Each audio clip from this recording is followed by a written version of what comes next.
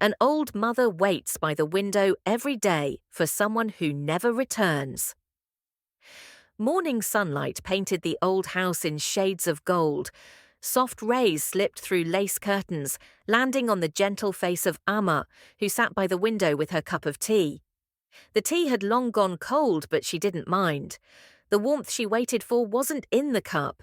It was out there, somewhere on that quiet road beyond her gate. Beside the window lay a faded photograph, a young man in a crisp uniform, smiling with a spark that once lit her world. Her son, the one who promised to return often. He had, at first, letters, calls, short visits between jobs. Then, slowly, the space between those moments grew. The phone stopped ringing, the door stopped opening, and the silence became her closest companion.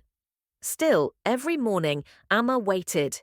She'd straighten her sari, comb her silver hair, and sit by the window as the world went about its business. She told herself she wasn't waiting anymore, just watching the day begin. But her eyes always drifted to the road.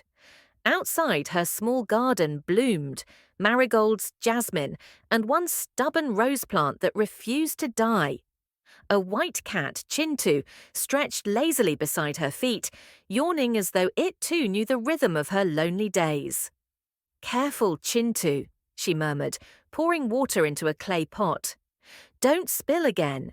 He meowed as if answering, brushing against her ankle. She smiled. Life had become a pattern of small routines, feeding the cat, making tea, folding laundry, talking to the plants. Each day blurred into the next, stitched together by memory and habit. Until one afternoon. She was in the garden, hanging clothes, when a loud thud startled her. A bright red ball rolled across the grass and stopped near her feet. Amma bent down, picked it up, and looked toward the gate.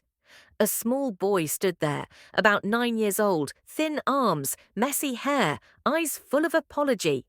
"Sorry, Auntie," he called out shyly. "It went too far." Amma smiled softly. "That's all right, Beta. Come, take it." He hesitated, then pushed the gate open. Chintu trotted forward curiously, tail high. The boy gasped. "A white cat? He's so cute." "His name is Chintu," Amma said, amused. "He thinks he owns this house." The boy laughed, a quick, bright laugh that seemed to chase away the quiet.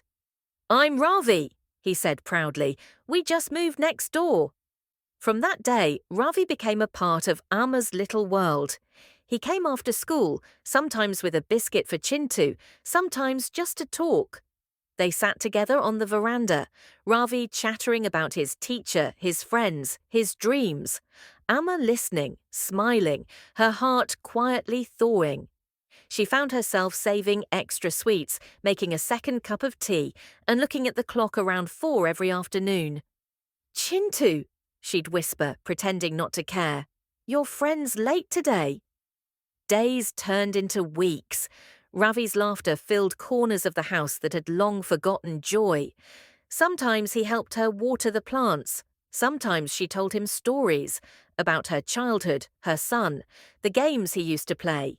And always, Chintu was there, weaving between them, demanding attention, as if claiming credit for bringing them together. One evening, as the sun dipped low, Ravi showed up with a small bowl in his hands. "Mama made kheer," he said. "She told me to share with you." Amma took it gently, touched by the gesture. "Tell your mama she's kind. And you're a good boy," Ravi grinned.